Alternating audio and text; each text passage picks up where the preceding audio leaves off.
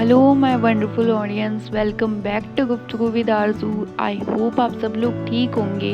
और आज हम रिव्यू करेंगे जर्द पत्तों का बन के एपिसोड 2 का। तो चलिए रिव्यू स्टार्ट करते हैं।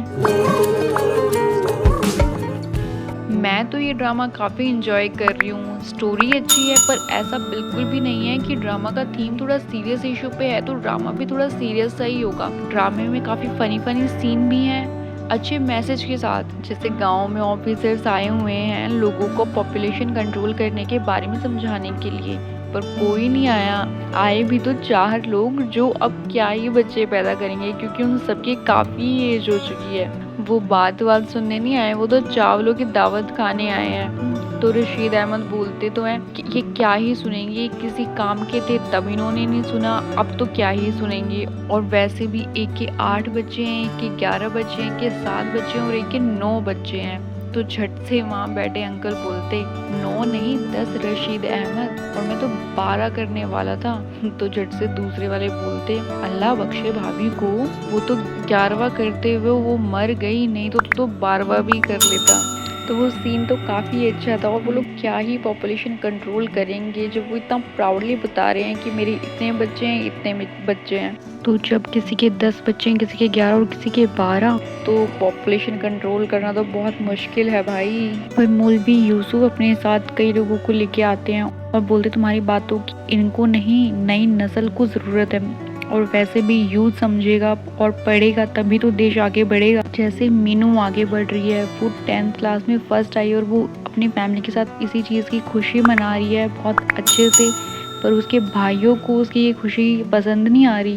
उनके एक भाई के बारे में तो हम पिछले एपिसोड में देख ही चुके हैं। उसका एक भाई पहलवान है जो कि आज तक एक भी कुश्ती नहीं जीता। दूसरा भाई कंडक्टर है जो कि लड़कियों को देखते ही फ्लर्ट करने लग जाता है। और चौथा भाई है जो कि आज ही जेल से छूट के आया है। चारों एक नंबर के लफंडर है, पर खुद को नहीं देख रहे खुद क्या कर रहे हैं, पर मीनू को रोक रहे हैं। और जैसे ही तीनों को पता चलता है कि मीनू ने डिस्ट्रिक्ट में टॉप किया है, वैसे ही सारे के सारे भागते हैं मीनू को आगे बढ़ने से रोकने के लिए।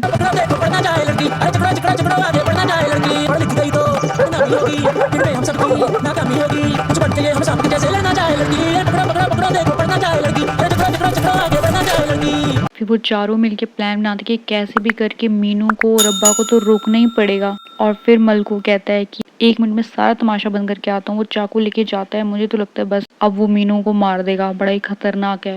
और वो गुस्से में जाता है और ढोल को फाड़ के आ जाता है। गया तो ऐसे ही था जैसे तो पता नहीं क्या ही कर देगा। पर ढोल वाला भी मुकद्दस का भाई था, तो रोशन को तो टेंशन हो गई कि अब मेरा क्या होगा, क्योंकि रोशन मुकद्दस को लाइक करता है। और घर जाके मुकद्दस के भाई उसके सारे कान भर दिए, बात को बड़ा चढ़ा के बोल के। और कान तो अब मीनू के भाई भर रहे हैं अपने अब्बा के, ये बोल के कि बहुत हो गया, बहुत पढ़ ली मीनू, अब बस इसकी शादी करवाओ। तो अब्बा भी उनसे 4 कदम आगे थे, बोलते ठीक है करवा देते हैं, पर तुमको अपना अपना हिस्सा देना पड़ेगा क्योंकि मेरे पास तो रुपए नहीं है।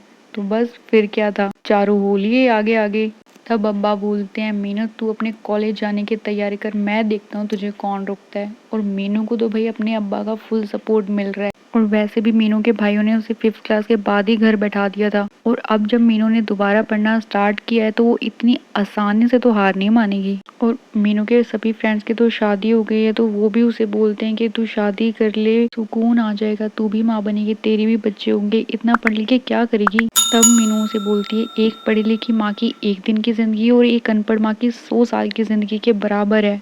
और माँ का पढ़ा लिखा होना बहुत ज़रूरी है। अगर मेरी माँ भी पढ़ी लिखी होती तो बच्चे पैदा करने वाली मशीन ना बनती, अपने बच्चों को अच्छी एजुकेशन देती। और वैसे भी लड़कियों का पढ़ा लिखा होना बहुत ज़रूरी है, उससे उन्हें अपने राइट का पता लगता है, अपने ऊपर हो रही गलत चीज़ों को रोकने की हिम्मत आती है, उस चीज़ से वो कभी फिर दबेंगी नहीं। जैसे मीनू का फोकस एकदम क्लियर है, वैसे ही डॉक्टर नुफैल का फोकस बिल्कुल क्लियर है। वो चाहते हैं जिस भी डॉक्टर की गलती की वजह से हॉस्पिटल में डिलीवरी के टाइम माँ और बच्चे की डेथ हुई है उसके ऊपर एक्शन लिया जाए। पर ये सब इतना आसान नहीं है, क्योंकि हॉस्पिटल की सीनियर डॉक्टर उनकी वाइफ है वो डॉक्टर नोफेल को ही ब्लैकमेल करने लग गए कि अगर उन्होंने ऐसा कुछ किया तो फंसेगी तो डॉक्टर मलिका ही, क्योंकि हैंडराइटिंग तो उन्हीं की है। पर अब नोफेल ऐसा कैसे होने दे, क्योंकि वो तो मलिका से प्यार करता है। और प्रोमो में तो दिखा रहे हैं कि जो सीनियर डॉक्टर्स हैं वो मलिका के ऊपर प्रेशर डाल रहे हैं। तो अब इस सिचुएशन से नोफेल और मलिका कैसे बाहर आएंगे, या फिर मलिका नोफेल को प्रेशर में आके छोड़ देगी। जो भी होगा,